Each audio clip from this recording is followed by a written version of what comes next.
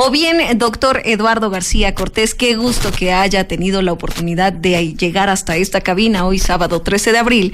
O bien, yo me imagino, doctor, que a usted también le hacen llegar muchos medicamentos que están ya caducados porque no sabemos qué hacer. ¿Cómo está, doctor? Buenas tardes. Muy buenas tardes, muchas gracias por invitarme. Buenas tardes a todos los que nos escuchan. Pero sí, absolutamente, es una duda muy común y es algo que veo muy común en la práctica diaria. Los pacientes son muy amables y me regalan su medicamento que está próximo a caducarse con la esperanza de que yo lo redistribuya a otros pacientes, precisamente pues para que no se desperdicie, pero también para quizá a veces hacer llegar estos medicamentos que otras personas se les dificultó por alguna de esas razones, pero realmente no es la mejor solución, porque primero, si estamos dentro de una institución pública, no podemos aceptar ese tipo de medicamentos de los pacientes. Se malinterpreta, doctor. Sí, exactamente, se malinterpreta y hay conflicto de intereses. Entonces, aunque sea una buena idea bien intencionada, pues nos limita en esa parte, o al menos a mí me limita en poder aceptárselos.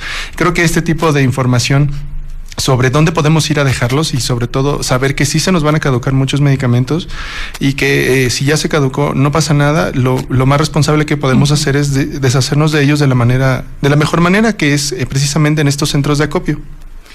Y que, bueno, ¿por qué no tenemos que tirarlos a la basura, doctor? Yo me imagino, pues es un tema reiterado, que hay gente que se atreve a lucrar con este tema y va y lo rescata. Y luego, ¿cómo es posible que utilicen estos medicamentos de mala manera, doctor? Bueno, el principal riesgo es de que cuando se recicla un medicamento de esta manera, como tú mencionas, es que este medicamento de verdad llega a las personas que de verdad lo ocupan y que no tenga efecto. Ese es el menor de los problemas, que si alguien, por ejemplo, consiguió un antihipertensivo, es decir, para tratar la presión alta de esta manera, pues no va a tener efecto y está confiando su salud en un medicamento que ya perdió todo el efecto. El segundo es de que puede tener efectos adversos porque está caducado, hasta una reacción alérgica, incluso hasta reacciones adversas que no aparecen comúnmente en el medicamento. Y pues la más grave es que si se reciclan, se pueden contaminar, por ejemplo, pueden incluso después reutilizar más bien los blisters, o sea, dónde vienen, no como tal los medicamentos, y eso pues da muchos más problemas, pero el principal es de que llega a nosotros un medicamento caducado que ya no tiene efecto y nosotros pues necesitamos el efecto. Y a propósito de efectos, doctor, ya tenemos bien claro que debemos destinar estos medicamentos caducos en los centros de acopio que mencionaba Renata y que son distintas facultades de la Universidad Autónoma del Estado de México. Esta campaña va a estar vigente hasta el próximo 21 de junio para que los llevemos ahí. No hay que llevarlos con los profesionales de la salud como usted, doctor, que están en primer contacto, porque simple y sencillamente pues no los van a poder aceptar ustedes tampoco. No, mira, es que hay muchos términos legales y conflictos de intereses que están en juego, pero aunque quisiéramos, por ejemplo, los médicos de primer contacto ayudar mucho, porque yo personalmente sí me sumaría a ayudar y hacerle llegar estos medicamentos a otras personas, realmente no. Quisiera decir que incluso, por ejemplo, si a mí me llevaran una bolsa, por ejemplo, de medicamentos para la presión, que no son medicamentos controlados ni nada que ver, y yo los subo a mi carro para después llevarlos a, por ejemplo, a mi consultorio particular y después regalárselos a las personas, el tan solo transportarlos en mi auto, pues ya podría ser un conflicto de intereses y podría generar problemas legales hacia mí. Se podría malinterpretar. Entonces, realmente sí es para ayudar, pero podría terminar perjudicando más. Por eso realmente no recomiendo esto. O sea, agradezco que lo hagan, pero no lo recomiendo. Recomendaría mejor que se lleve a estos centros en donde legalmente además tienen esa protección legal de poder deshacerse de ellos de la manera correcta.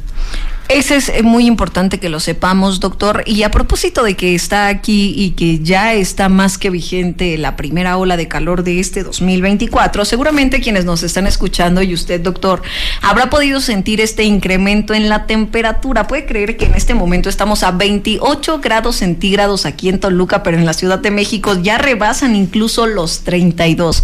¿Sintió este incremento en la temperatura, doctor? Sí, absolutamente, no me lo van a creer, pero yo creo que hasta sentí el momento justo en el que entró este onda de calor en la noche y estaba muy a gusto y de repente sentí mucho calor y un poco sofocante. Ya, como dicen por ahí en redes sociales, fuimos el perrito de la guerra que nos llevó a junio del año pasado, cuando experimentamos estas 3 ondas de calor prácticamente en este mes y que fue cuando más personas fallecieron.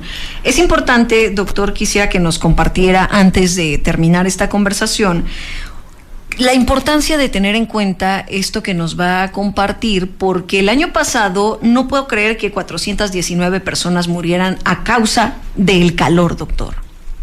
Sí, las personas tenemos bastantes mecanismos de regulación de la temperatura, pero bueno, pensemos principalmente en las personas más vulnerables, quiere decir niños, sobre todo niños menores de 5 años. Sus sistemas de regulación no están maduros como otras partes de su cuerpo y son más susceptibles a sufrir primero deshidratación, y la deshidratación ya es una consecuencia del calor excesivo, y la deshidratación, si no se trata y es severa, puede llegar a ser mortal. También pues precisamente ya la hipertermia, o sea el exceso de calor, que ya se conoce comúnmente como golpe de calor. Entonces sí, principalmente en niños, por eso ocurren este tipo de cifras, porque hay personas que sus mecanismos de regulación están disminuidos, afectados o están inmaduros, y bueno, poblaciones muy específicas que son las más susceptibles, son las que debemos tomar en cuenta, pero de todas maneras toda la población, incluido yo mismo, todos los adultos jóvenes, sí debemos tomar en cuenta que las temperaturas suben, que debemos mantenernos hidratados y sobre todo siempre evitar la luz solar de las 12 del día a las 5 de la tarde para disminuir el riesgo de cáncer de piel. Y que es importante que sepamos también, doctor, que a la hora de hidratarnos no lo hagamos con bebidas azucaradas, porque luego nos han hecho saber a través de redes sociales, gracias a quienes están en contacto con nosotros, Super Estéreo Milet, Melissa con doble S, Nava P, la suya, doctor. En la red social X, @Garcoret. Nos han hecho saber en estas plataformas que luego pues consumen estos helados que son tan ricos en esta temporada, los refrescos fríos, pero no es recomendable, doctor. Sí, a todos se nos llega a antojar siempre una bebida azucarada, bueno, dulce, fría, sí.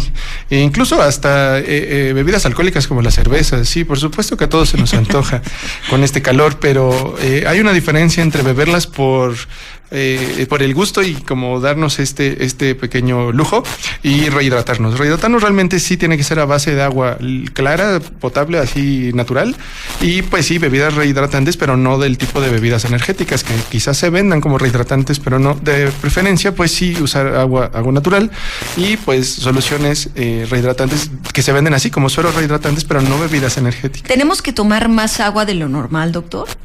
No, esa es una pregunta interesante porque hay varias respuestas.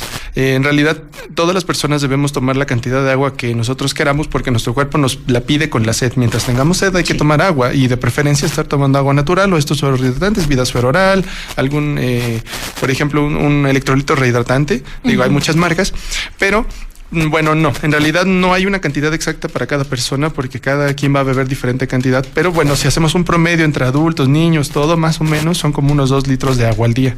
Doctor, pues le agradecemos infinitamente esta conversación para saber qué recomendaciones tenemos que tener en cuenta este fin de semana que estará vigente la primera ola de calor del 2024 y también qué debemos hacer con nuestros medicamentos caducos. Gracias, doctor, por haber llegado hasta aquí. Muchas gracias por invitarme. Buenas tardes a todos.